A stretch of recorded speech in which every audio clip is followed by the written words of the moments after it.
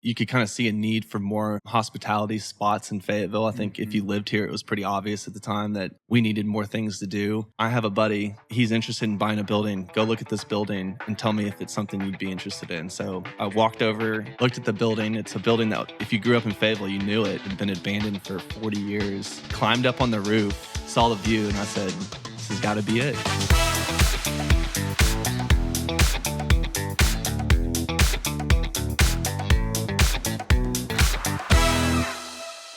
Good morning, everybody. You've got myself, Cameron Clark, and then Nick Beyer as host here of the NWA Founders podcast, where we interview builders, owners, anyone making the area special and like pushing it forward. And I'm super excited this morning. Dear friend, like a brother, Lewis, who is with the Dudes of Folly. He, Matt, and Mikey have 3 different concepts here going in Fayetteville and that are in Fayetteville right now that excited him kind of lean in more to that I'm sure all of you have been to. But good morning, Lewis. Good morning. I'm excited to be here, man. Give us some background on you. I mean, I know you're a local here, but give everybody some background here on you. Yeah, for sure. Born and raised in Fayetteville, Arkansas. My family's been in Fayetteville for a very long time. My uncle was the president of Bank of Fayetteville. My grandfather and that side of the family started Lewis Ford. Back in the day, we used to have Lewis Brothers Hardware on the square as well. Wow. In the Bank of Fayetteville building. So yeah, born and raised in Fayetteville, high school, college, everything here. And so, yeah, about as local as you can get. I mean, did you ever think about leaving? Yeah, a couple different times.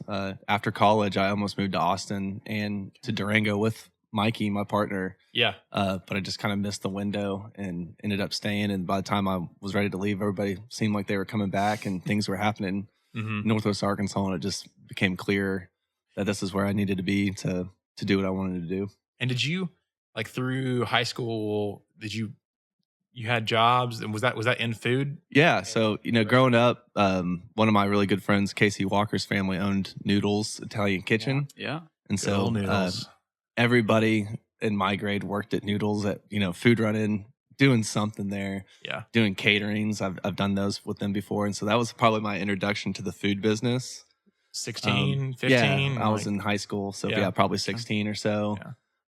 As I got through college, I started bartending right when I turned 21. Okay. I worked at 21st Amendment, started at the door, then bar backed, and then the guys that owned 21st opened West End and asked if I wanted to be a bartender there, and I was like, sure. Did that for about 5 years. When everyone started flooding West End. And yeah, we opened that place up. It was wild when we first opened, man. It was like fraternity, sorority central. Oh, yeah. It was wild. Every single night. We'd be dead. And then 10 o'clock would hit, and from 10 till about 2 in the morning, it was just a madhouse. Yeah. And so that was my first time I probably got used to the real big hustle of it. And it was madness, but I loved it. It was. What'd you like about it? Just the chaos? I think I liked the chaos. Yeah, the excitement, the working energy. I also everybody I worked with was my friend there, So I think upstairs, I would bartend upstairs every night, and it was me and 3 of my bros. And so we would, before the crowd got there, we'd all take a shot and get hyped up, and we'd just get slammed and we also made a ton of money, or at least at the time it felt like a ton of money. And so it was just fun, a lot of fun. Yeah. Getting some, what's this background noise you got? We got this van. Okay.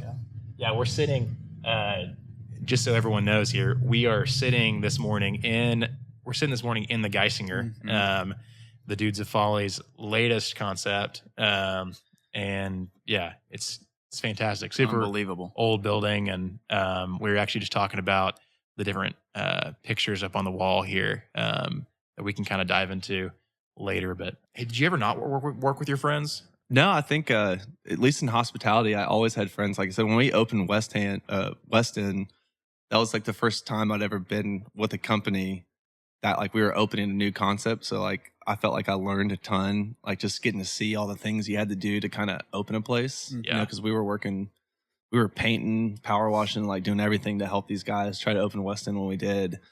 So I think that was like a pretty eye-opening experience for me in like the hospitality industry, just kind of seeing it firsthand, like all the stuff that you kind of had to, Yep. do to open a business, talk to distributors, furniture, just everything. And so I thought that was super cool, And then what was next after that? I took a break after that. So like when I was bartending and going to school, school kind of fell behind, you could say. And so when I quit bartending, I went back to school full time, finished school. Then I worked for Mike Conley Sr., who was like a sports agent at the time for like Greg Oden, Darren McFadden. Wow. Yeah. I just was like an office boy for him. And what was your degree in advertising or no? It was actually in sports management. Okay. I finished my degree in sports management. And so part of that sports management degree, I had to have an internship. Yeah. My internship was for the Conleys. Okay. And then they just hired me afterwards. Nice. Like I said, I was pretty much a glorified personal assistant, but it was a lot of fun. But I knew I wasn't going to live in that world very long. And so after that, I got into real estate because of my neighbor, John Koger. At the time, had talked me into it. He was like, I think you'll like it. So I did real estate, worked with Cole Banker for about 3 years, and then switched to Collier. Yeah. And met your wife. Yeah. He met Lindsay. Yep. And when you say real estate, just so everybody knows, residential agent. Yeah, residential. Yep. And so you're selling houses for friends. I'm sure like all the relationships you have just growing up here, it was like kind of natural for you to do something like that. Yeah, for sure. It just seemed to make sense at the time. And like I said, I was kind of lost in exactly what I wanted to do. And so I think real estate's a good transitional job, because you can meet a lot of people. You get to see a lot of different industries, whether it's, guys that run HVAC companies or, title companies. Yeah. So you get to see a lot of things. And so, yeah, it was a good place for me to be for a while. And how old were you at the time when you jumped into real estate? And like, how long was that? I think I was in real estate from age 25 until 30. I think Feed and Folly. We started doing Feed and Folly or planning for Feed and Folly when I was about 28, and it didn't open until I was 30. Okay. And so 30th birthday. Yep. That's when it happened. Exactly. Was your family involved at all? Like, big family here, local Fayetteville, with you opening up the first restaurant, or was that just? No, it kind of seemed like it was just you. It was. It was me and Matt and Mikey. It was completely my idea. I was doing real estate, and I was successful enough with it. I was making a living, but I didn't love it. And during that time, you could kind of see a need for more hospitality spots in Fayetteville. I think if you lived here, it was pretty obvious at the time that we needed more things to do. I think I was 27. I went on a bachelor party to Durango, Colorado for Brandon Fressa's bachelor party. That's where Mikey and Matt were living at the time, my partners. They were running a deli out there for some older folks. The deli was not doing well. The brothers took over it, started curing and smoking all their own meats, and blew the deli up. Awesome. By them doing that, a guy that ran a brewery called Inimus Brewery Company out there reached out to them, and then they implemented a whole food program for the guy's brewery. Ended up getting hired as GMs there. Wow. And so when I went out there, I was just blown away because we ate at the sandwich shop and it was so good. It was kind of like a Chiba Hut, but it was called I think Twin or Three Peaks Deli or something like that at the time.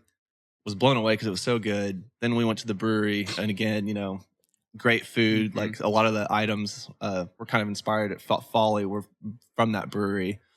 And I was blown away. I just remember leaving there and being like, man, these guys are doing it, it's so good. It's so cool. And so I went back 6 months later. I flew out there and was like, what do I have to do to get you guys to come home?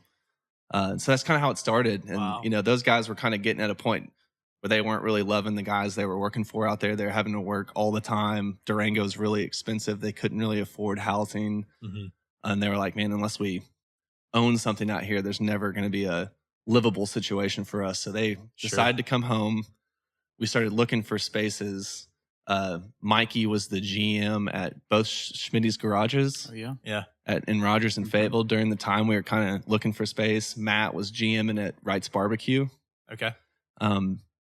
So they kind of got their feet wet back in Fayetteville, and then we found Feed and Folly and, took off from there. And before we kind of dive into Feed and Folly, talk about like yours, Matt and Mikey's relationship, maybe growing up. Well, so the boys are British. Yeah. They're from Southport, England. The boys. Wow. Yeah. Are they And brothers? They're brothers. They're brothers, Yeah. Michael and Matt Sutton. I met Mikey in 8th or 9th grade. I can't remember if it was 8th or 9th grade, but it was at Woodland Junior High. And I just remember he sat next to me in like English class, and I heard him talk, and I was like, "Whoa," like You're not from here. No, he sounded straight off the boat, and I was like, "What?" And honestly, we were friends immediately. Wow, that's and awesome. I think one of Mikey's qualities that caught me, like from the beginning, was like you hang out with a bunch of friends and y'all are kind of similar.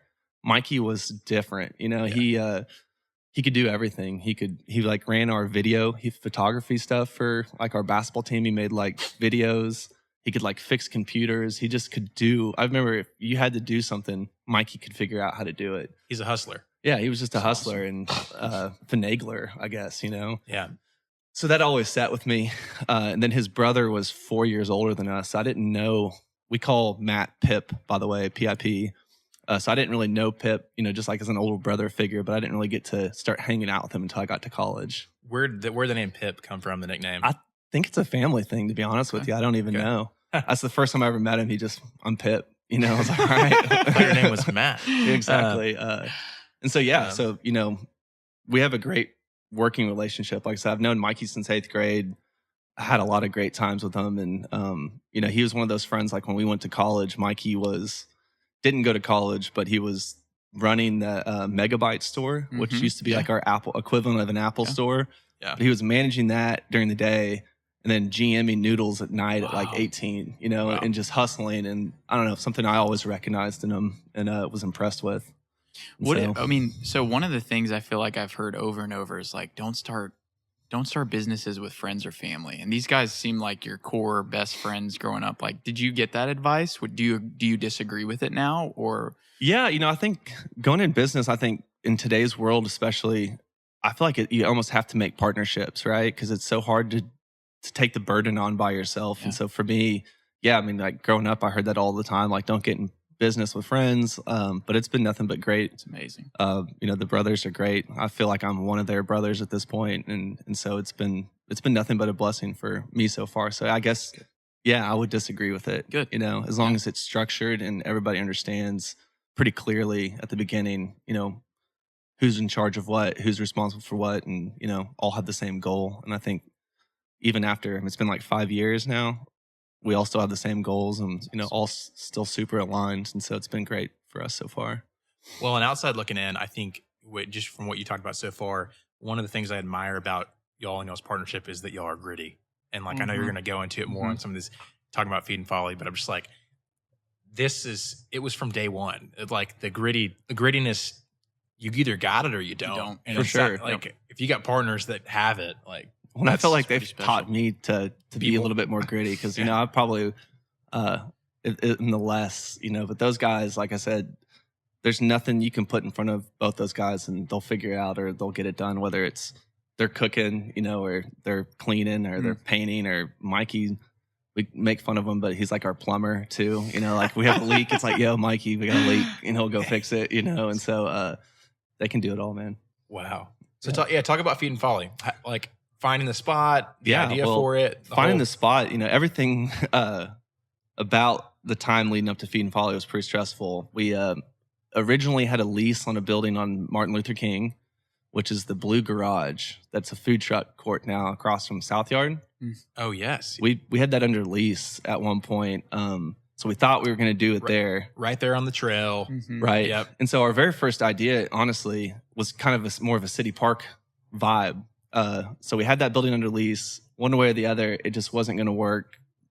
The building cost too much money to try to fix up. We went through some planning stuff, and we just kind of got to a point with the people that owned it where we saw that our visions weren't really going to match up, and they wanted specific control of certain things like the color of the building and how much we could do to it. And so, like I said, we got out of the lease. How long was that process? Probably 8 to 10 months. Oh, wow. This is like 2018-ish is kind of when you said the vision started. About 2017, 2018 is when we had that building under lease. It was the first thing that we ever, I want to say that I got the building under lease before the boys even moved back from Colorado. Because when they got there here, I had it and I remember talking about it. I had floor plans already drawn up. And either way, that did not work out. So then we spent probably 8 to 12 more months. My buddy Matt Mazzoni was helping us. Yep. Good old Matt. Right. We had a building on Block Street. I was walking into the leasing office to sign the lease, and they told me they leased it to someone else that day. And it's where Big Box Karaoke is now currently. Okay. So that was actually supposed to be the original Feed and Folly location. And we were pretty devastated when that happened to us. But as I say, things work out for a reason, and I couldn't see Feed and Folly being in any other building than the one it's in. So fast forward like 3 weeks after the building fell through, Sage Partners and Matt Mazzoni felt so bad because they're like, we've never had anything like that happen to us before, where we told you had a building and then they leased it from under us. Wow. So Matt called me one day and he was like, hey, I have a buddy, Sterling Hamilton, who works for me. He's interested in buying a building. Go look at this building and tell me if it's something you'd be interested in. So I walked over to 110 South College, where Feed and Folly is now. Looked at the building. It's a building that if you grew up in Fayetteville, you knew it because you drove by it and it had been abandoned for 40 years. Climbed up on the roof, saw the view, and I said, this has got to be it. Wow. And so Sterling and Greg bought it, and from there we just teamed up, and it was honestly a pretty great partnership with them white boxing it, us building it out, and then COVID hit the day we opened. So did you already have the vision for Feed and Folly before the building, or when you were up there on the building, is that kind of where the vision started to come to life a little bit? I had already wanted to do a rooftop. Okay. That was like something, I think, with my experience at Weston, I just didn't understand why there was no restaurants with rooftops, or there just weren't more rooftop bars in general, because it just seemed so fun and awesome. And so we were going to put a rooftop on the building on Block. Okay. And so I already knew that I wanted that, but I didn't know that building had a view like it does. And so once we got up there, it was kind of solidified it for us that, man, this has to be the spot, Yeah. And so how long did it take from you standing on the roof to opening day? Probably 18 months. Okay. If I had to guess. The build out took a little bit longer. Yeah, the planning took a little bit longer. And so, how those things go. It seems like out of the three of y'all, partnership wise, you're more the visionary, and I would say they're more of the like true restaurant guys. Would you say that? Yeah, like, for sure. I mean, like at this point we're all operators, but I mean, I had to learn when we opened Feed and Folly, I did not have experience managing or running restaurants. Those guys did. And so, those guys were the operators. I was the fluff. I always tell people like I was like the talker, and I guess you can call it a visionary, but I just have the crazy ideas, and I'm lucky enough to have partners that let me run and are really great at implementing some of the crazy stuff that I spit out. You know what I mean? Yeah. And then, like I said, with Feed and Folly, when we first opened, we all three managed every single day. And so like I learned so much in that first 3 years of how to manage staff, how to do inventory, how to do ordering, stuff that I didn't know how to do prior to getting in there. Like we'll talk about COVID hitting right after you open, but like getting open, what was the hardest part about all that? I think just navigating the city, the builder, the architect, like that relationship, because I'd never done anything like that before. I think that was something, I mean, again, I learn every time we do a new project, but I think that was a lot for us, because Mikey and Matt didn't have experience in that. They could get the restaurant and they could run it, but it was like, how do we get it to be ready to run? I think that for me was the most challenging part. Did you have your Mount Rushmore? Did you have guys behind you who were like, hey, we can help you kind of walk through this? Or was it truly just you're learning as you go? Yeah, it was totally learning as we go, completely. Because like I said, my father is a doctor, so he didn't have much business background and like starting businesses and stuff. And so we didn't have a ton of people to lean on as far as like navigating contractors, navigating city code, all that kind of stuff. And so it was just a big learning experience. Yeah. That's awesome. Same with City Park. Like, y'all just jump in. Yeah, just jump in. You just go. Yeah, there's nothing else. I these feel like are that's not, what you have and to if do. you don't live in Northwest Arkansas, these are not, you don't look, I mean, you can tell when you look at these buildings or these concepts that there was a lot of work that went into bringing it to life. Yeah. You just got to respect and appreciate that. The whole Feed and Folly is curated so well. Talk about how that happened maybe, and menu, and then we'll kind of dive into actually opening and all Yeah. that too. So, like I said, when I first brought the boys back to open something, my dream was City Park, right? And that's kind of what we were trying to do down on MLK. It didn't work out, and the boys, being from England, were like, well, we've always kind of wanted to open a British themed pub, that's like a gastro pub with a lot of local beers and like a lot of local cuisine stuff we can throw stuff on. And I'll be honest, I was kind of like, I don't know, man, British pub, like no one wants to go to a British pub, and like I didn't get it. And so when we chose to do Feed and Folly first, I remember I was really nervous because I was like, well, I thought we were going to come out the gate with something like City Park, and then we could have done the British pub thing later on. But it just didn't work out that way. And so for me, it was like, how do I modernize what the boys want to do to where it's not necessarily a British pub, it's more like a gastro pub. And so that's kind of how the idea started. To get the name, I'm going to go down a little bit of a black hole here. Yeah. So Mikey and Matt's great uncle is named William Sutton, and there's a statue of him in Southport, England, in downtown. And he was a very eccentric guy. And Southport is not the nicest town, but it's on the beach. And so he was one of the very first people ever to put changing rooms on a beach in England, and like try to make the beach in Southport like touristy, like a nice vacation spot. And so everybody would call, like I said, apparently he was eccentric, but everybody started calling him the Duke of Folly because he had a place like a Folly Hotel too. Yeah.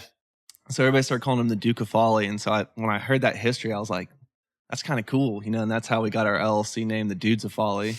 And then again, we worked with Archetype for branding, and we just started going over that. And then that's where the Feed and the Folly kind of came in. It's like, okay, well, that's kind of plays heritage to the boys. Yep. Kind of gives you that English vibe, but it's not, like an old school English pub. It's a little bit more modern. And it also helped us with our whole idea of the meat and drink, right, of what Feed and Folly is. So we wanted a place where people could gather, they could eat, and they could have great food. So for us, the Feed's the food, the Folly's the fun, and the drinking upstairs, right? Yeah. And that's kind of the background of how we got to that name. And then, like I said, the menu is stuff the boys have just done at other, I'm not saying that they had those exact items, but it's things that they were familiar with and things that they really liked. And so we probably put that menu together over a year, just like going back and forth with each other. Some of the stuff that I wanted, but the boys brought alive. And so most popular menu items, Feed and Folly, what are they? Appetizer, crispy pork belly. Yep. By far. And then slam dunk. Fish tacos, fish and chips are two of our bigger selling entrees. And then the Philly cheesesteak. Yeah. Yep. So we've got this idea. It came to life through, it sounds like a lot of hardship. You're building out this really different menu for Fayetteville, Arkansas. You open, COVID starts. Walk us through how the opening goes, even and from a business perspective. Like, are you like, holy smokes, I'm extremely nervous. Like, I've never done something like this. Just from a working capital perspective, like walk us through some of the economics of opening a restaurant. Well, we were running out of money. Every time we open a restaurant, it's funny. It's like, if we don't open that day, I don't know what we're going to do. That's kind of like where we get to. We're like, we got to open today. And so at this point, is it y'all three just throwing in capital together and saying, hey, let's make this? We took a small business loan out to get Folly open. And luckily at the time, small business really, the loan program really looked at experience. And so having the guys have such long history, since 16 being managers and GMs of restaurants was so helpful to get that over the line. Shout out to John Michael Davis. He's my banker. Oh, nice. He's also one of my best friends. But I mean, without him, I don't know if we would have gotten that loan with him, like walking it through his credit department and doing all the stuff. Because I mean, it was a risky loan to give us at the time. Which bank? I think I always mess up their name, but it's like Southern Bancorp. Okay. Yeah. I think, they do like chicken loans. We were their very first business loan that wasn't a chicken loan, which worked out. Yeah, which worked out great.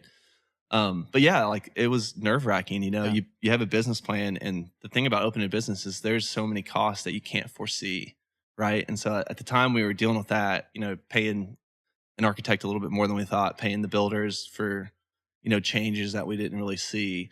And so, I mean, we were coming down to the wire when we opened Feed and Folly. And I just remember it was like the week before we opened, the boys are experienced opening restaurants too, because they helped Schmitty's open one. They helped Noodles open a restaurant in Austin. So like they'd been there from the jump on places before, but I just remember feeling like I wasn't ready. Yeah. I was like, the building's not ready. Staff's not ready. I'm not ready. And the boys were like, it's opening tomorrow. Our soft opening's tomorrow. Let's go. And I don't care. And I just remember we did it. The soft opening was on a Sunday night. And we started having people drop out of the soft opening because of the news of COVID. And I remember like, we didn't really know what it was yet, but people were like, I'm just not comfortable coming. We're like, oh, it's not a big deal. Had a soft opening. It went great.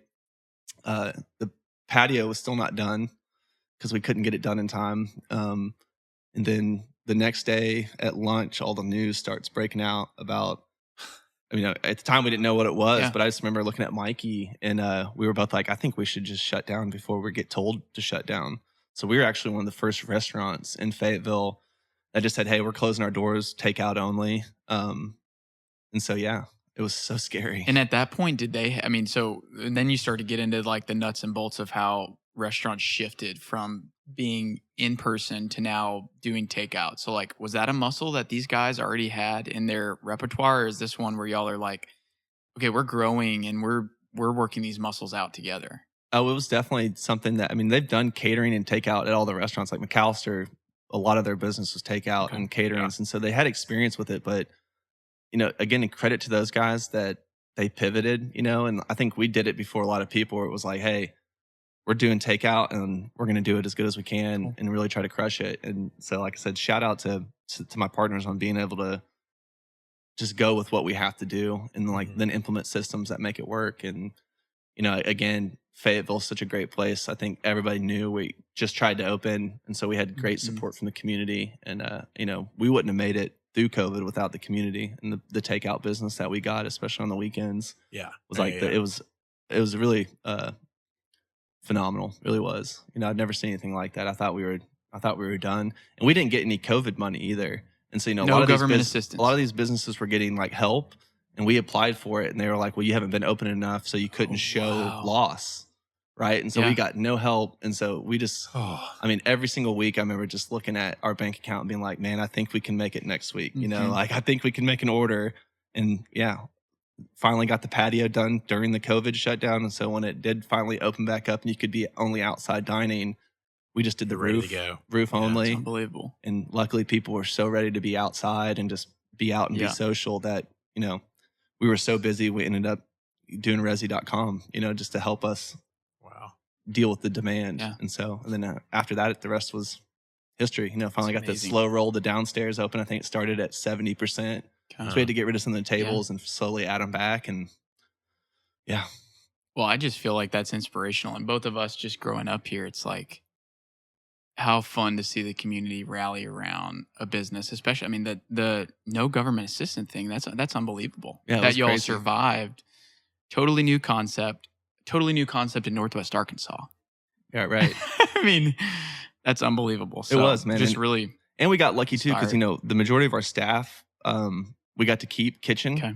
So we got to keep the majority of our staff in the kitchen. And then the majority of our front of house were college kids and they all went home anyways.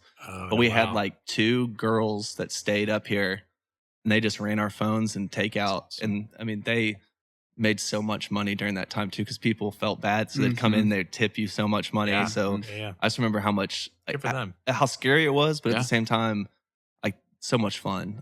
Just like answering the phone, those times were fun for us, because it gave us time to work out kinks in our kitchen, gave us time to get better at making certain, items in our menu. And so again, it was horrible. But again, I think we did a good job of turning something just absolutely, that would have shattered most people's businesses and turned it into a positive and made it through it. Well, I'm looking back at my notes here, and one of the things I wrote kind of as you were giving your intro was just chaos. Like it sounds like, and we're even now seeing it with the open of Feed and Folly, like you love and you thrive in chaos. And that's a gift. That's not natural. That's not innate in people. So how amazing is that? Before we move on to kind of the next concept, would you walk us through like whether it's revenue or just how Feed and Folly's grown and just the scale that it's at now and the success on the business side and just really the economics of it? Yeah, absolutely.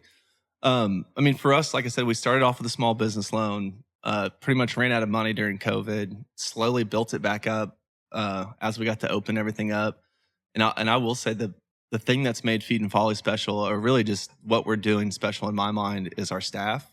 The people that we're able to give power to and stick around. Like our 2 main managers at Feed and Folly, or really 3, all started with us when we opened, and they're still there. Wow.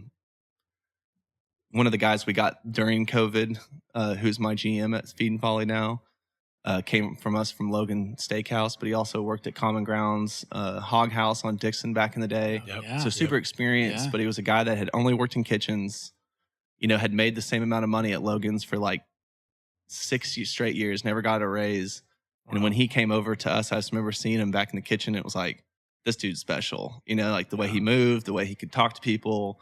And so being able to keep people like that in your businesses has been what's given us the power to keep moving and keep opening new stuff, and without them, we would still be there running it ourselves, and we wouldn't be able to, open more spots. How do you keep them?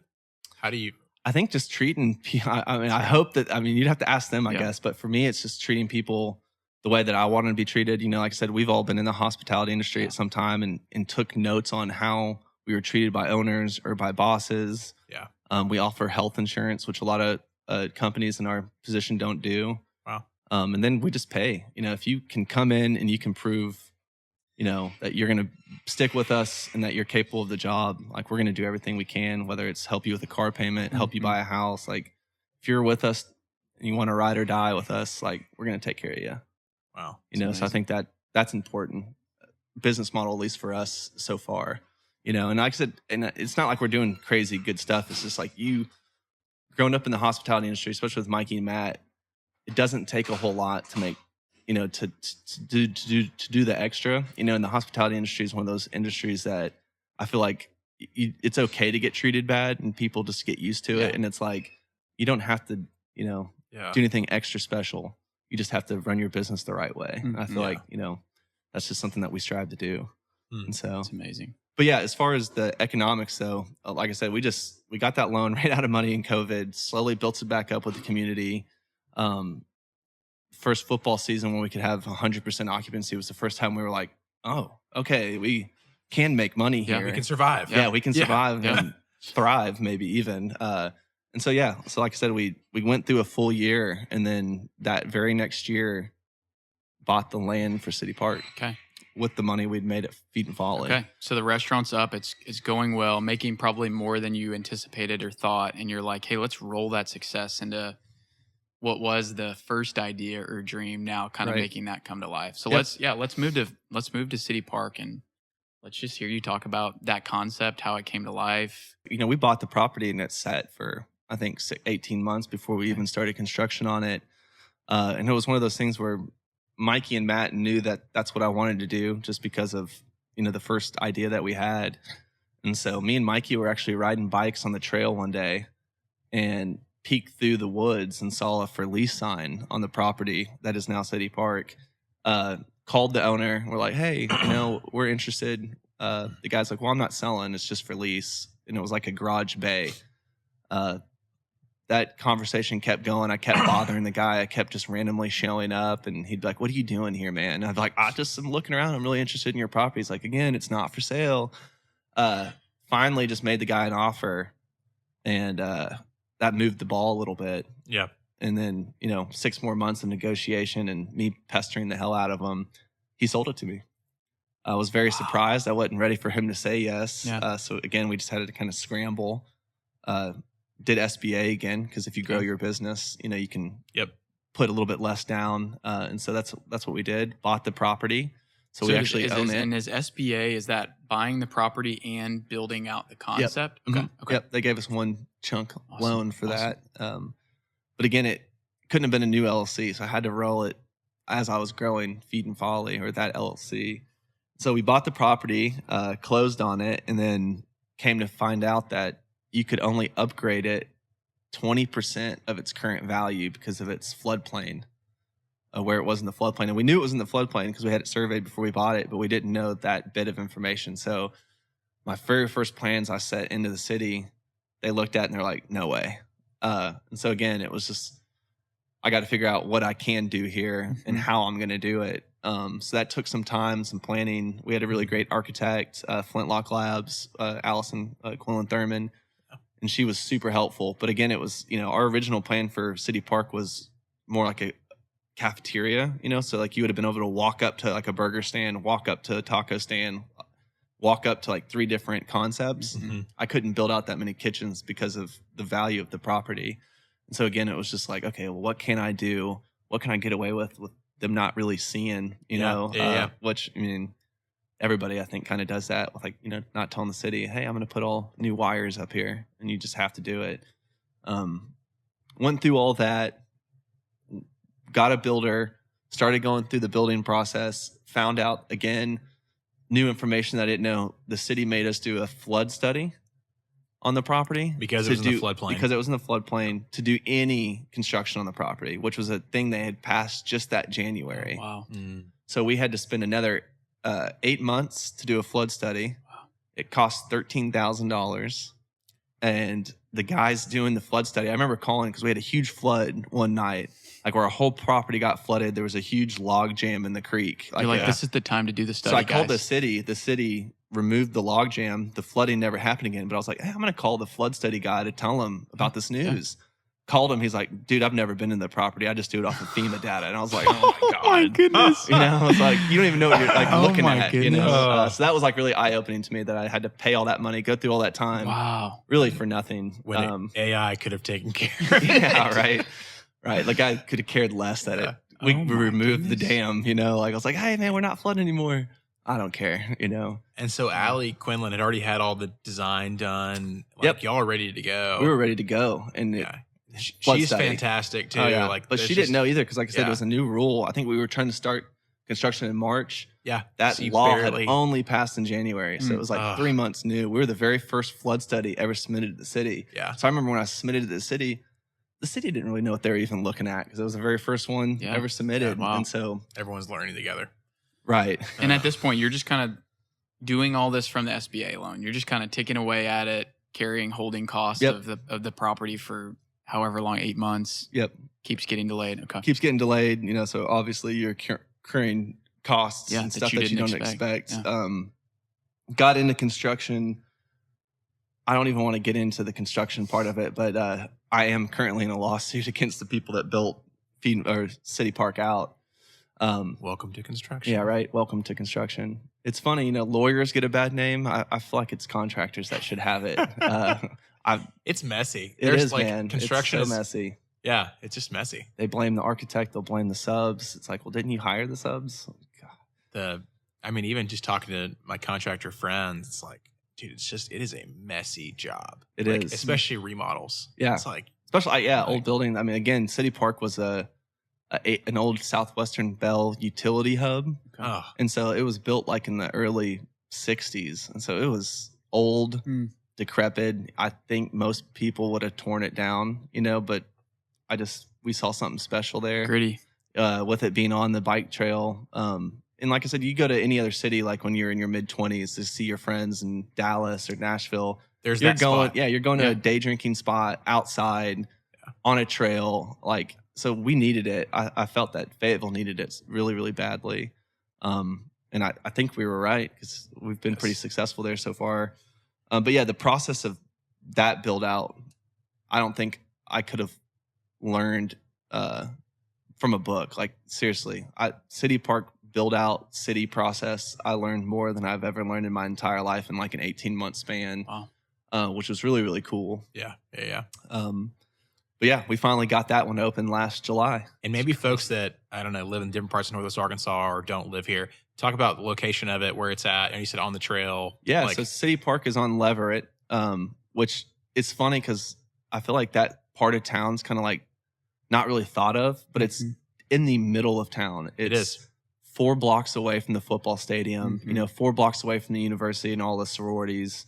And so like when we first went down there and saw it, it was like, we kind of got priced out of like MLK prices at the time. So we're like, okay, we want to be in the middle of town. And so we just started following the bike trail, trying to look for like junky property. It's like how we found it. Found the one on Leverett. And, at first, if you like would ask my parents or ask a lot of my friends, they're like, dude, Leverett, like, no one goes there. And like, I'm like, well, that's kind of the point of it, right? Well, and even like just me being a real estate guy, it's like people look at demographics. It's like, all right, what's the average? What are the average incomes? Can it support this here? How do you get there? All of those things. It's like it probably wouldn't have got picked. It probably wouldn't be to the top of the list. But like the trail is everything, right? Like, it's just everything. It is, and I mean, even since we've bought the property, the amount of like the apartments getting remodeled over there, all the townhouses getting built, and like for me, like if you look at like the university and how landlocked it is. Why would it not go there? Right. And it's going like all the way south. Like it makes so much more sense to be there, for just like walking purposes and everything like that. And so, I think it's just a phenomenal spot. But it's made by the bike trail. And like the amount of people that use the bike trail in Fayetteville is, I think, something that's underestimated by a lot of people. But that thing is full all the time. And we're still working with the city to try to get a bridge and to remodel that section of creek on our property. But again, it's tied to FEMA. Just a lot of things are tied up in it, and so we're working on it slowly. But eventually, we should have a trail connection that goes to our property that anybody can use any time of the day. And I'm really excited about that because the whole back of City Park, City Park's about 1.5 acres, so it's a really large outdoor space. But the back part is just gravel right now, which works out because the kids love it. Gives you a lot of open space. But like originally, the plan was to have like bocce ball courts, plant trees, and like really curate that back spot. And that's what we want to do. We just have to get a little bit further down the line. I know that we're going to the fall here right now. To me, some of the best memories I've had at City Park so far is like all these friends are coming into town. Friday afternoon, we're meeting at City Park, and then like kind of the weekend of football like begins. What are some of the biggest weekends y'all have had? Like you only have one kitchen. Have you been able to service all of them? And I know you've got the barbecue food truck. Like tell us about like some peak weekend or day. Yeah. So, like when we first opened last year, I remember, I think at one point it was the first week we opened, it was a Thursday night and there was 450 people inside. Like there wasn't any places to sit. And me and Mikey looked at each other. We're like, all right. And so we had to actually stand at the doors or the gates and not let people in for a while. Wow. So that was nuts. And then, as your kitchen gets smoother, like when we first opened, it was not very easy to service all the tables we had, and it was a mess. And you'd look up at the ticket window, there'd be 200 tickets touching the ground, and my partner Pip would just be going through, and he'd be doing expo, and he'd be doing it for 6 hours, But as you get going, the kitchen gets better. Again, we have a lot of the same guys that open that place with us, so they've gotten so much better. And now we're like, can we add more seats? Because we can service everything.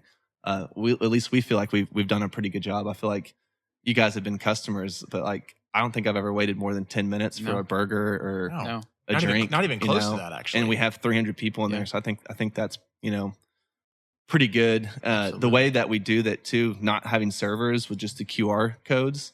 Again, if we had to have servers for a place that large, I don't know if financially it would make sense because the staff, the payroll would be so big. And, it's such a hit or miss business because if it's nice, we're busy. If it's not nice, we're dead. And so is that how you're, sorry, I didn't mean to cut you off, but is that how you're able to keep the food prices?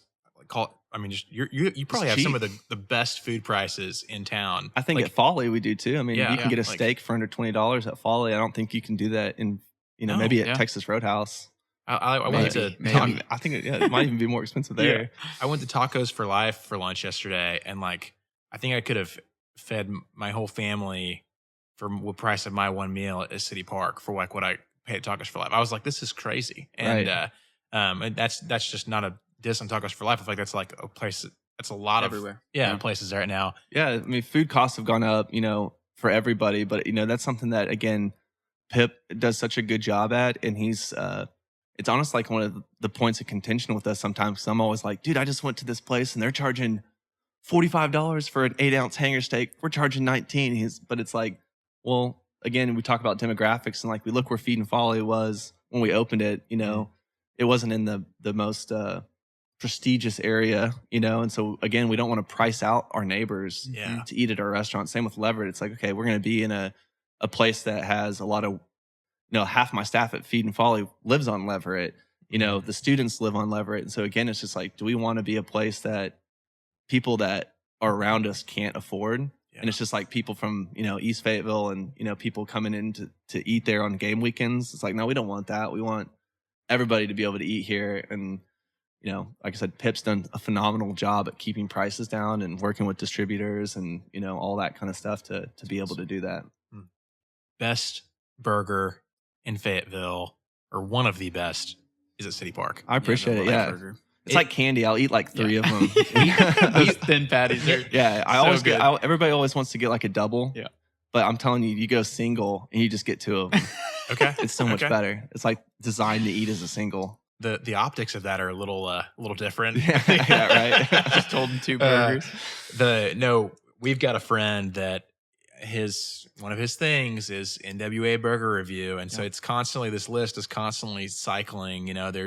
There's the 2 or 3 that are continually up top, and I mean, he's trying everything. He's trying, the Cosmos burgers to the any food truck to like every spot in Bentonville, every spot in Fayetteville, and like the Feed and Folly, or not the Feed and Folly, the City Park burger is like it's 1, 2, or 3 on that list, like continually. I love it. I hear that. Yeah, I mean, other friends say the same thing. It's it's a good burger, and it's consistent. Yeah, nicest compliment you can give us is consistent. Yeah, that's what we strive for. So I appreciate it.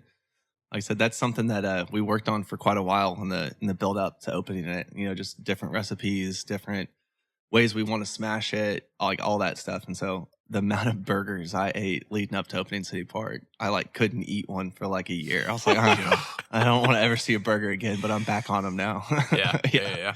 Anything else on the design of City Park and just kind of that build out before we move to the economics and the business? I mean, not really. Like I said, the building was already set up for pretty much what you walk into now. Like I said, what a unique structure that was in the first place. And you couldn't rebuild that today. Like it wouldn't make financial sense to get all that metal and all those overhangs. And so again, when we walked in there, that spoke to me. It's just like, this is what this needs to be. And so I think we've been kind of fortunate. Same with Feed and Folly, where it's like you walk in, and even the Guisinger, you walk in and you let the place tell you what it's going to be, and then you just try to curate it the best you can. Yeah. Right. Yeah. And that's something that I really enjoy. That's something that I've really been big on in the 3 restaurants is the design. I'm kind of on the design team, the aesthetics, picking out the booths, the chairs, glassware, like all that kind of stuff is where I kind of nerd out and have a lot of fun. Yeah. I'd say thrive. All 3 of these places, it's top notch. So especially for Northwest Arkansas, it's again at the top of the list. Archetype has been super helpful with our branding. Who's your contact there? Who do you talk to? Will Collins. Okay. Yeah. But it's funny, when we did Feed and Folly and City Park, they helped us like name it, right? But then it always came back to like me and Mikey's name that we kind of had, and then they would just help kind of curate that name and then like design the brand for it. But that's something that's been, like I said, again, it just, you go to the space and it almost tells you what it should be called. Awesome. Whether it's family history with Mikey and Matt with Feed and Folly, or just, City Park, the name came from Wilson Park, used to be called City Park. Okay. And at one point it changed. Wow. And so I don't know if you've been there and saw the quote that we have painted on the wall. The mural. Talk about that for everybody. Yeah. I'll have to pull it out. I can't quote it quite yet. But again, Mikey and I were just doing research on the area when we bought City Park. And we had flipped through this old book that my mom had on her shelf, and we saw the quote from a unanimous poet. It literally just said unanimous poet, or I can never say that word. It's not unanimous, it's anonymous. Sorry. Yeah. Anonymous poet, 1907, and that's what it said, and it ended with City Park. And we were like, bruh, like that's what we're trying to do. Like everything about that poem is what we're trying to do here. And is that a Fayetteville poet? Yeah, so it was a poet that wrote it about City Park in 1907, about Wilson Park. And so when we saw that, it just, like I said, it was just like a light. It was like, that's going to be the name.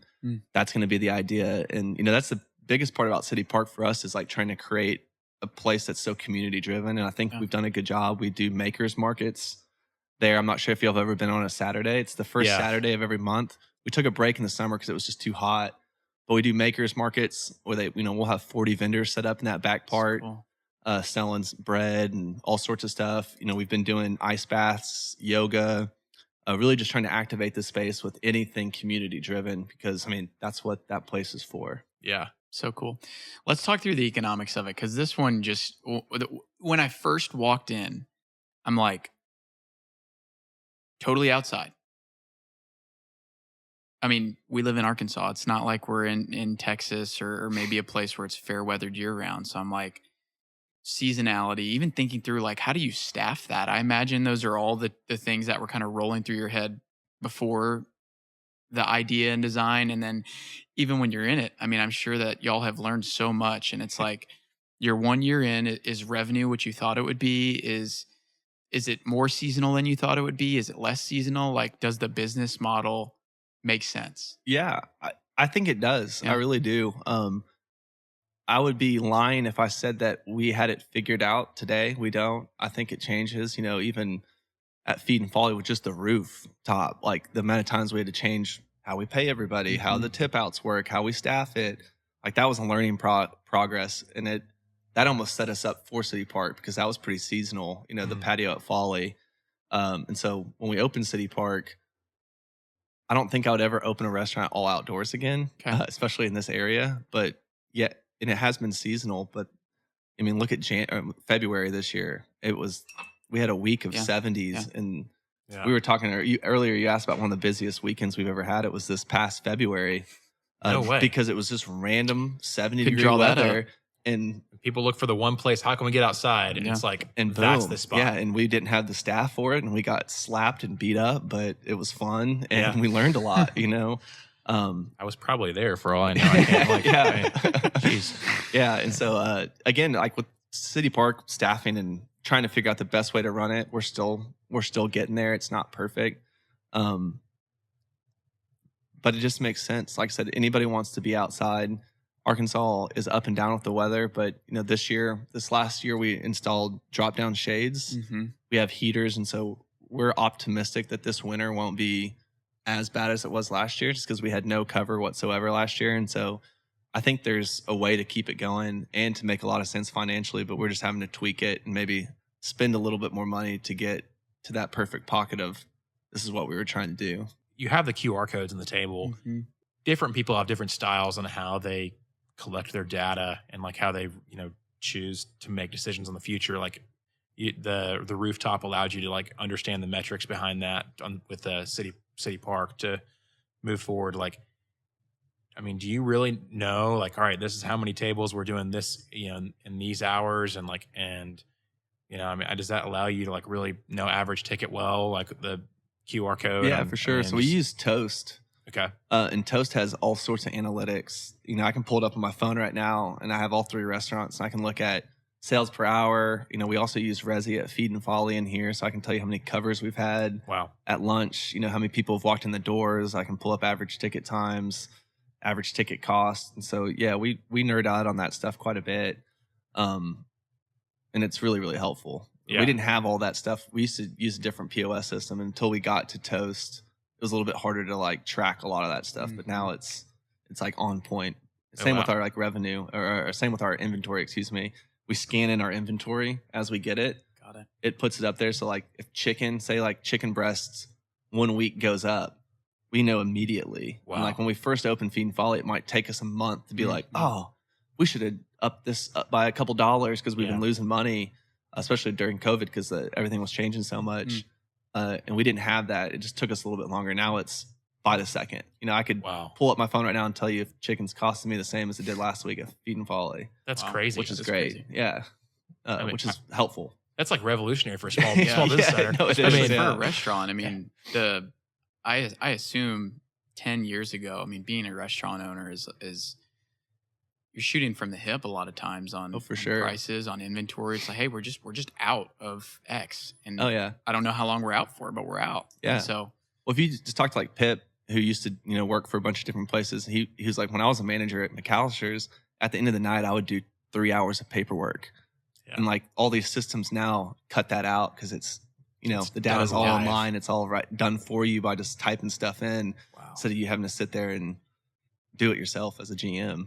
Which is great for the GMs because there's nothing worse than 2 hours of paperwork after you get throttled on a Texas game weekend, Yeah. And so, yeah. So before we move on to this last concept, if you're 1 year into City Park, revenue, business model, is it like a, hey, we over delivered what we thought, we're probably right in line with where we thought, or hey, we're under, but we're making some key investments as we round out into the next year and season? Like, how would you stamp that?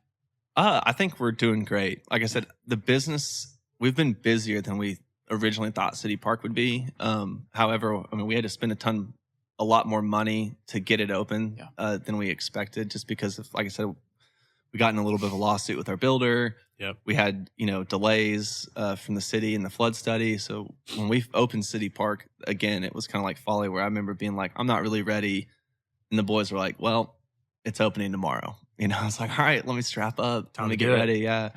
And so, yes, I think now that we've gotten some of the things figured out at City Park, the business is there. It's just about how do we curate, it during certain time periods during the year where we know we're not going to get near as much business, like during the winter, during the really hot summers. How do we keep it activated? And I think like doing more events and doing, anything that just gets people to the space is what we're trying to do. And then I think the moment we get the trail connection, that also just ups the ante, because then people can just swoop in. That's like one of our biggest complaints is people like, I thought y'all were on the trail. I came on the trail and then I had to weasel my way through apartments. It's like, nah, I think once we can do that, it'll be a lot easier.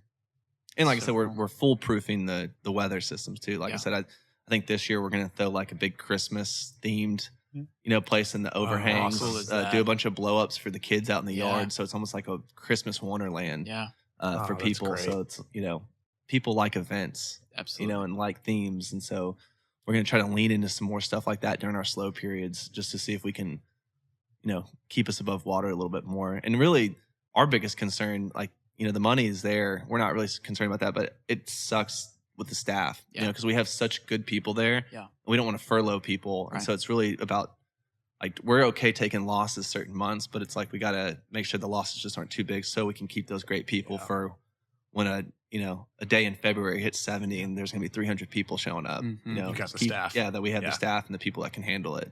So I think that's been the most challenging part for us so far. Yeah, nobody else in NWA has got anything close. It's quite the operation. Like I said, Folly and City Park are like very large scale operations as far as like the amount of staff and product we go through. It's just like, if you could go in our kitchen at Feed and Folly and see how small it is and be like, they're cranking what they're cranking out of this area. Yeah. It's so impressive. Or at least it's impressive to me, because it seems like you're in a closet and we're just pumping out volume, which is really great. Well, let's talk about the Guisinger. Yeah. We're here. Yes, we're in the Guisinger right now. Yeah. So again, this building is owned by Sterling Hamilton, who's a good buddy of mine and owns some of the real estate at Feed and Folly.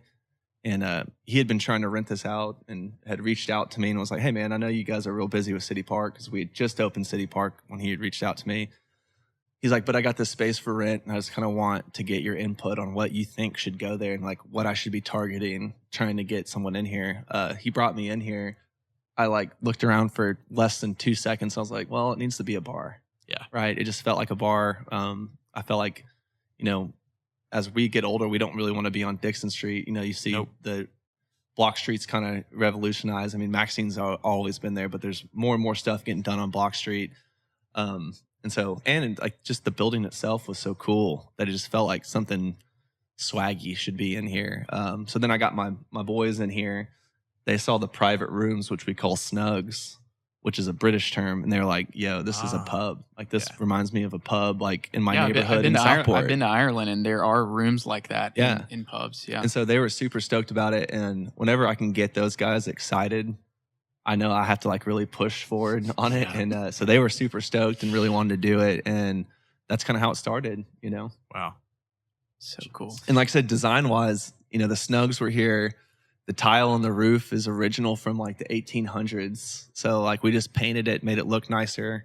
We built the bar, really cool. So the cloud, which is the big light fixture above the bar, is actually all local walnut.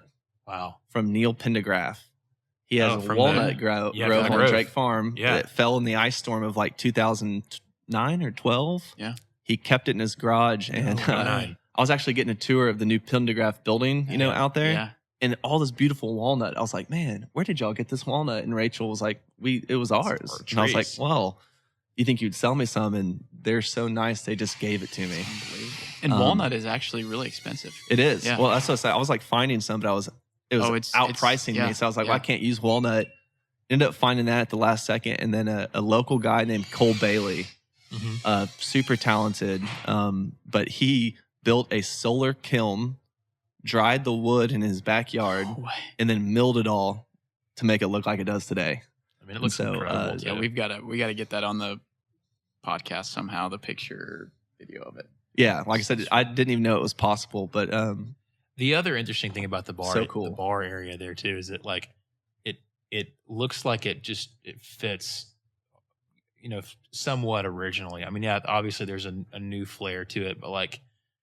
It looks like it fits with the old building, Oh, for it sure. Looks historic, yeah. Well, I mean, we were talking about this before the mic came on about these pictures up here, and I mean that was our main inspiration. Is when it was a piano shop that it had that big long bar on that side, and so we were like, man, if we can get as close, to this as we can, but make it look cool and modern and like it's been here the whole time. That was one of our main goals, and the green. Bank of Fayetteville was green as a kid. I don't know if you remember when the Bank of Fayetteville was green. They used to have green tile, so like we picked green to kind of throw some history back towards that. And yeah, man, we have a really great chef here. This is the first restaurant that we've had where it's not like the food doesn't come from me and the boys. And so we have a French chef here named Jamie that's really, really good. So if you've ever had any of the small bites, it's all curated by him. Wow. And he's an incredible chef. And then again, kind of to point back towards what I said earlier about our staff at City Park, our GM now was in the kitchen at Feed and Folly. So a guy that we've taken from Feed and Folly, worked with at Feed and Folly, put him in that position at City Park and absolutely crushing it. Wow. Same here. The guy that helped us come up with the majority of the drinks and the guy that's running the bar now is Whit. And Whit was a bartender at Feed and Folly for the last 2.5 years. Really got into cocktails. And so we brought him and another guy named James, who had been a bartender for us at Folly as well. And they're running this place and doing a great job, and help curate a lot of the aesthetics as far as glassware, drink combinations, and all that fun stuff. And you use the word bar. I feel like that's really underselling this place. So like what was the vision? Man, the vision was like an English pub, as far as like, as we've gotten older, I was kind of talking about, you go to bars and you go in there and you can't talk. So we really wanted to create a place that was still a bar feel, felt a little bit more elevated, but also gave you space to still enjoy the people you went with. Wow. And I think that's something that the boys drove from where they came from. They're like, man, yeah, you go to these bars back home, but you can always find a snook or, a snug or like a little corner to get away where you can still have conversations. And so, once we fill up here at this bar, like every seat's taken, we don't let anybody in. There's no standing room here. Like, most bars you can crowd and get really crazy. That again, that's something that we wanted to control the environment, which, might not be the best thing for sales, especially here come football season. But it's all about the environment. We want people to be able to come have a cocktail and still enjoy the people they came to be with, instead of having people reach over their shoulders trying to get the bartender's attention. And we've actually gotten some pushback from people, that will come and be like, oh, we just want to go stand at the bar. And we're like, well, we don't really do that. And they get mad at us and they're like, well, we're going to go over here. It's like, that's fine with us, You'll be back. Yeah, right. And get a reservation, you'll be back, right? Yeah, there's something to the exclusive feel. I don't even know if that's the word, but just like, I don't know, it puts a whole nother value when maybe you can't get something sometime, but you still want it later. And I think that maybe even happened to us one time when we came here, and it was totally full, and it was like, all right, shoot, like we're getting on the list next time, or we're well, that's the other great thing about what we do is we use Resi for this. So like if you do come and we're on a wait, we can literally put you on a text, so you can go and enjoy another bar, go grab a drink somewhere else, and we'll just text you when the table's ready. And so that's kind of like how I think we combated it well, because I don't think you can go to very many bars and at least get a text, when they have a spot for you. And it also, for us, it pushes business to the whole square. Yeah. You know, and that's what we're trying to do. Huge. We're not, I'm a big believer in the more the merrier, the more things that are down here, the more people that will come down here. And so, I'm just an advocate for everybody's business, and I want to share and drive business for everybody that has one down here. Tide rises together. Yeah, absolutely. Yeah. Well, you're speaking, Cameron's going to laugh because he knows me so well, but you're speaking my language. I mean, why I've always complained, like never really went out in college for multiple reasons, but I was like, I can't have any conversations with the people who I'm hanging out with. What's the point? Like, Right. And so I think you have a concept that fits that problem, and it might not be the most common problem, right? That's probably, we're talking maybe 25, 30% of people, but the people who, man, when you're having friends in town for a football game and you haven't seen them in, a year, 2 years, and you've had a lot of life changes happen, how fun is it that there's a place where you can go and like enjoy a drink, enjoy the historic nature of this building, but then also enjoy the conversations and the time with those people. And I think as I hear you speak, there's a lot of sincerity around that. No, which is not common. That's not common. So for sure. I appreciate that. Like you said, you nailed that on the head. That's exactly what we've tried to, to do here. And like I said, I have friends that come in town all the time. Like I said, big life changes. I want to still go out, and I don't want to just sit at my house. And so again, we just try to create that place. And then, my parents are a little bit older, and anytime I ever go anywhere with them, they're like, it's too loud. I can't talk. And so again, it does get loud in here. And I think one of the coolest things about this place that since we've opened, like at 4:00, we start out with the music really low, usually something a little bit jazzier, and it's all older folks. Yeah. They're in here talking. So and then as it hits about 9 to 10, it gets darker. The music goes up. We might change it to something a little bit wilder, like Kerbungan. And then it's younger kids, know, and so I think that's something that's super cool to see, is just how it grows into like a bunch of different things for different people, but still using the principles that we've kind of set forth for this place. So cool. Which is super, super cool, so cool. Before we dig into the business and the economics, I think we missed. So you said you started talking with Sterling right after you opened City Park. I think like we opened in July. I want to say that I saw this place in September. And so my wheels are just turning. Like you've got Feed and Folly. You're trying to operate that, do that well. Sounds like you probably you're 4 years into that. So you've got things set up there, but you're opening a totally new concept in City Park. Nothing like our area's seen. Running into the building problems, the city problems, kind of all the other problems you've run into.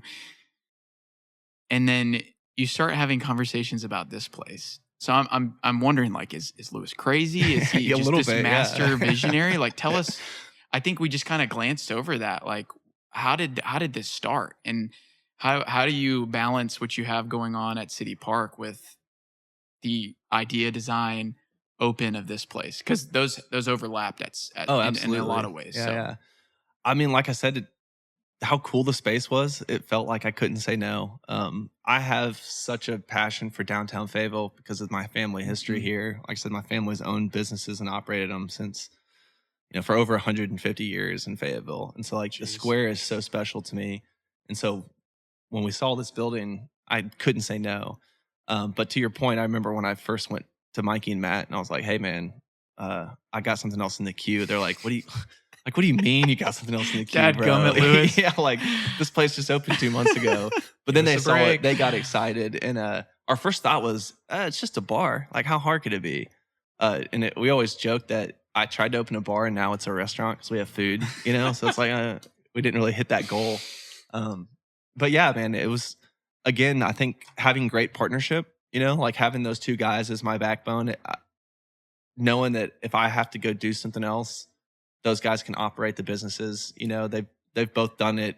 Allows you to take room for a risk. Yeah. Risk. It gives me a little bit room, and so that, and then the staff. I think reaching back to kind of what I talked about, if we didn't have people that we'd already worked with to help us open both places, would we be doing them? No. Like if I didn't have Whit and James, at Feed and Folly ready to grow, would I have been able to do this as easily? No, you know? And so I think great partnerships, and then, you know, great staff, I think is the key to what we're able to do. You know, like I said, it gives me the flexibility to dream a little bit and be passionate about chasing stuff. And, you know, not everything works out. You know, there's been a million things that I've wanted to do, and whether it's timing or just financials or, you know, who knows what. It just seemed like this one worked, you know. And then again, having the partners, Sterling, who owns the building, and another gentleman named Pierce Osborne owns the building, really were helpful in helping us not take as many risks personally to do it, you know. So again, it's a partnership thing. Yeah. You know, I know that partnerships can be really scary for people, but again, if both parties are protected, both people understand, both people want a certain thing, you know, because they wanted this too. I think curating that partnership helped me do this. Because like I said, if this was 100% just on us at the time, we wouldn't have had the ability to do it. But make a good partnership, you know, and things can happen. It's awesome. And so when you start this, is it SBA loan number 3, or it's kind of a tie of all those partnerships that you just talked through? Yeah, it's a tie of all the partnerships. Okay. And so this place was a little bit more, like I said, we didn't take out a loan to do this place. We did take out a loan, but not a small business loan. And we took it out with the building owners. And so we're not the only ones tied to the loan. You know, everybody is. And so, like I said, it just made it easier, put more people at risk. And sometimes when there's more people at risk and something has to happen, it makes it happen. And more people tied to wanting it to succeed at the same time. Exactly. Right? Yeah. And so exactly that, you know. And so again, if we would have had to take the full loan ourselves, I don't know if I would have even, you know, after opening City Park and being in the debt I was, I don't think they would have given me it. But having those guys with us going to get it, you know, made us a lot stronger. And this place, like I said, it was already kind of aesthetically pleasing. Yeah. So the cost of this place was 1/3, if not even, you know, 1/6 the cost of Folly in City Park. It was not that, you know, near as much money. And so it's cool. And then now we're 5 months open. Yeah, I think ish. I always forget when we open. I couldn't even tell you when we opened City Park, like the actual day. Yeah. None of us can. Yeah. We just say it's sometime in July. Was it January when you opened here? No, it was February. I think it was March. Okay. I think it was March. Yeah. Okay, so we're like May. 5, 6. No, it was, when did they graduate? When did the kids graduate? May. So it was May because it was the week before graduation. No way. Yeah. It feels like it's been longer. It does. Yeah, it does for sure. Yeah, I just remember it was the week before graduation. So 4 months in the books. We're on to our 5th month. Is kind of going back to like the business and the economics. Is it what you thought it would be when you drew it up? Is it more successful, right on par? Yeah. No, it's about right on par. Okay. Like I said, you know, when we opened, we originally had wanted to open last year. Again, you know, construction and just times and, you know, the city at one point tried to just not even let it happen. For us, we always knew that like once the kids left, the summer is always going to be this place's slowest time.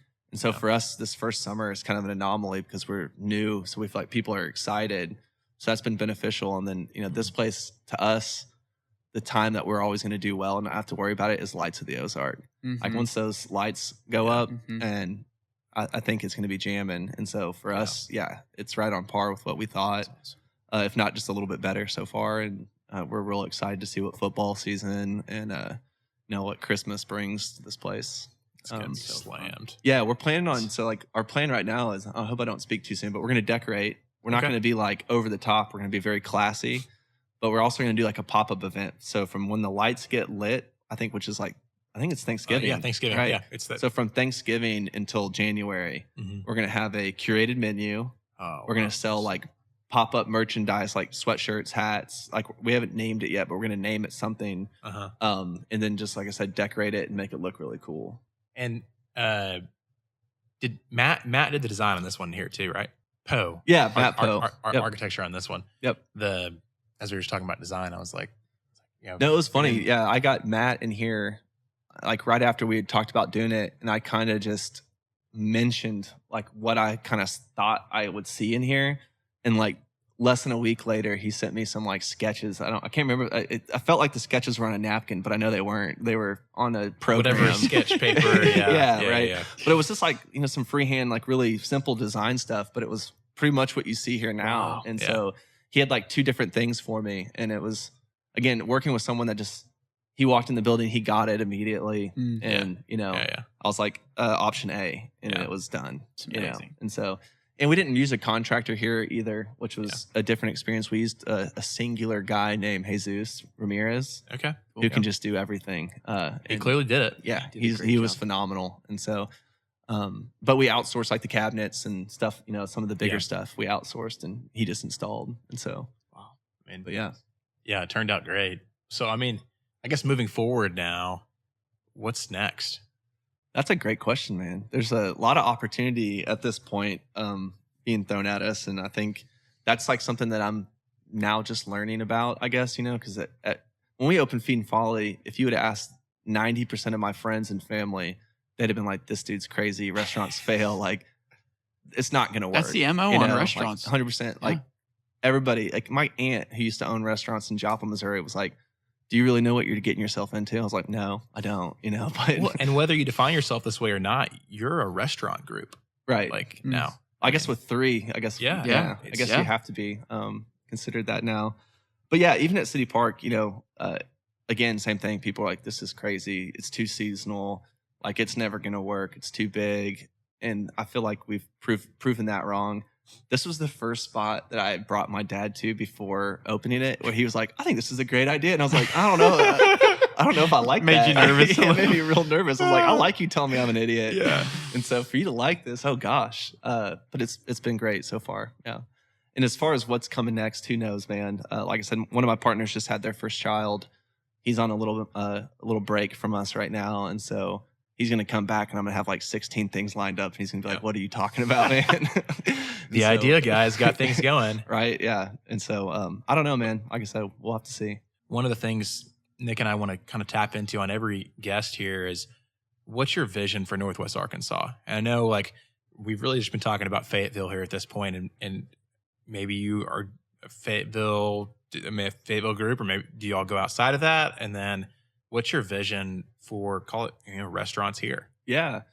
I mean, that's a very interesting question. It's honestly something that we ask ourselves all the time. We've been asked multiple times to do a Feed and Folly or a City Park up in Rogers or Bentonville, which, I mean, it seems like their business is there because there's so much stuff going on up there. But again, I think it's a little bit like I'm so comfortable in Fayetteville. I feel like I know the people, I know the culture. Yeah. I have people down here that can help me, whether it's architects or, people like Sterling and Pierce. Like, I feel like there's, even with the city, people talk about how hard the city is down here. And yeah, it is difficult. But like, once you get to know the people, I feel like I can lean on them to ask certain questions. And I don't know that up north. And so I think it's just about trying to get out of like our comfort zone. Cause I do think some of the concepts we have would work in multiple places. Yeah. But again, it's just like that Fayetteville pride in me where I'm like, like when we went to college, I went to college in 2006. Bentonville and Rogers were nothing, right? Yeah. Like you wouldn't have thought of Bentonville and Rogers. And then sometime in that last 10 to 15 years, the pendulum kind of swung and it was Bentonville, Rogers this, Bentonville this, which I'm so happy it's doing because I love Northwest Arkansas and I want the whole place to grow. But as a Fayetteville person, I was kind of like, I think y'all are sleeping on Fayetteville. Like, this is where the university is. This is where the culture is. Yeah. And so I think when I saw that happen, my main goal was I want to catch Fayetteville hospitality industry wise back up with Bentonville and Rogers or keep on pace. Right. But yeah, I think eventually it would only make sense to be up there for us if we keep growing. And that's our goal. When we first started, our goal was 3 and we've gotten there a lot quicker than we expected. 4 years. I mean, that's so pretty extremely fast impressive, growth. But it's also risky. Like I said, every time we make money, we turn it around and spill it into something different. Yeah. Which is a risk. But I think now if you asked us what our goal was, I would say it'd be 7 to 10 restaurants. Whether they're all the same concept or we throw some different ones in there. There's definitely a list of things that I want to do. I know there's a list of things the guys want to do as far as concept wise. but it might take us a little bit longer to get to those concepts. And what motivates you behind this? What's the I mean, I think just traveling, like eating, going out to other towns and places and seeing cool stuff, I think is what motivates me. And I mean, at the end of the day, I like to go out. I like to be social. My girlfriend does too. And so I try to think of places like, what do I want to go to? You know, like where would I spend my money and my time? And then like, just like a need to, you know, you go out in the city and you're like, man, I wish I had this. Mm-hmm. You know, and there's a few things we feel that way about right now. And so it's just about finding the right location, possibly the right partnerships, and getting those things leveled out, you know? And then I've got another question here to leave you with as we're starting to wrap up. How do you, so this is one we're asking every guest here now. How do you define success? Ooh, that's a tough one. I mean, obviously you have to make a living, right? So I'm not saying I'm not defining success as money, but you have to be able to make a living. And I think for me, it's like quality of life. Not only for me, but for my partners, for my staff, you know, I don't want to sound too corny, but like I truly want to build a company and a group that can take care of the people that work for it. And, you know, going back to, like I said, you know, Whit and James were about to outgrow Feed and Folly. So it's like, how can I keep people that are interested in hospitality? How can I give them space to grow? You know, and that's what I'm trying to do is, and it's the same with the guy that's running my, you know, city park. It's like, this guy was so talented in the kitchen. He had ran other spots before. He's kind of out. I can't pay him more money here. I need to create something so I can give him more responsibility, let him grow in this industry and be able to pay him more. Wow. Right. And so that's my goal. If you ask me what success was, it'd be that I can help the people that work for me grow in the areas they're trying to grow in and get to where they're trying to get to. And same with my partners. You know, I want them to have a great quality life, whatever that means to them, whether it's they've got time to spend with their family, have businesses for themselves, or, you know, have enough money to buy groceries. You know what I mean? Yeah. And so it's amazing. And I think there's some of that too, where it's, you grew up here, you know, and so the place that you grew up is now where you're building. And it's like, there are humans, there are people who are here that like you're now in charge of. They're under your stewardship. And like, how cool is that you take that seriously?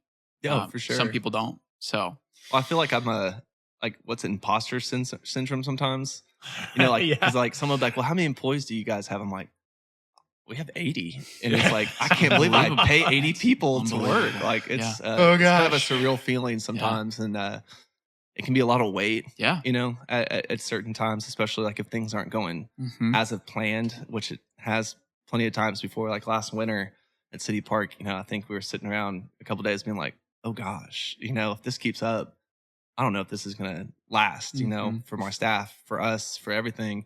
And so, but yeah, man, I think that's the thing that's most important. And I know it's the most important for Matt and Mikey too, because they've been in those positions where they felt like they weren't heard, or they were working so, you know, the Durango, they were working Colorado 65 hours a week, you know, killing themselves. And it's like, for what, you know, and I would just like to define that what for people a little bit more.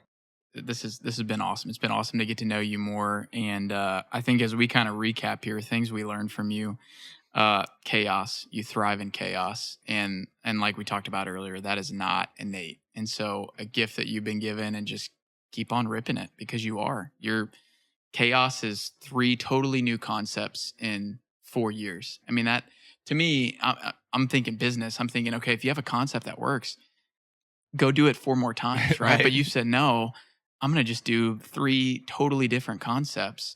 And so I think that inspires me. I know that inspires Cameron. Like, keep doing that. The gritty piece, whether it's you, your partners, your employees, like y'all have just kind of figured out how to make it work. And I think that's something we can all learn from, is just like, how do we take what we have and just make it work? So really cool to see that. The visionary piece, just hearing you talk about, you rode your bike past this place and like you could just see it. You walked into this place and you were like, man, I have so much other stuff going on, but like there is a concept that I have in my head that has to be here. It has to be here. That is visionary. And man, we're not talking iPhone. We're not talking anything like that, but it is just as inspiring living here getting to kind of come in these places and enjoy these places, someone has to have a vision for that. So thanks for doing that.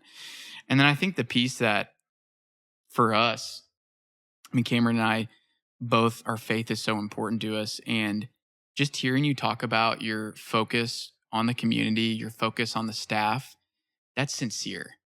And I think there's a lot of, you kind of talking through our culture, there's a lot of people who say that's important, but they don't do the hard work. They don't go out of their way to make sure it's important. And so thank you for taking care of your staff. Thank you for taking care of our community. And like, this is the place that we grew up and that we care about. And as we look forward to what NWA could be, we're thankful to have builders, founders, owners like you who are going to be supporting employees and giving us places to hang out and meet that are amazing. So thanks for that. Lewis, Chase, how can people reach out to you? How can they find you? Instagram. Okay. I run the Guisinger Instagram right now, but we have someone that does the other two. But Instagram, you can find me. I'm not on LinkedIn or anything. Stop by one of the restaurants, honestly. I'm usually at one of them. And so that's probably the best way to find me. And again, like I said, I appreciate being on the podcast. It's an honor. It really is an honor and a privilege to get to do what I get to do and to be partners with the people that I'm partners with. I never would have thought that I would have been in a position to be able to do what I'm doing now. If you would have asked me when I was 28 as a real estate agent, like, are you going to be doing this and, getting the community excited? And I would have never thought that. And so, like I said, it really is a privilege to me. And I'm just honored to be doing it with the people I'm doing it with. And like I said, I just really appreciate you guys giving me a platform to talk about it. And, I'm excited to see what Northwest Arkansas looks like in the next 20, 25 years.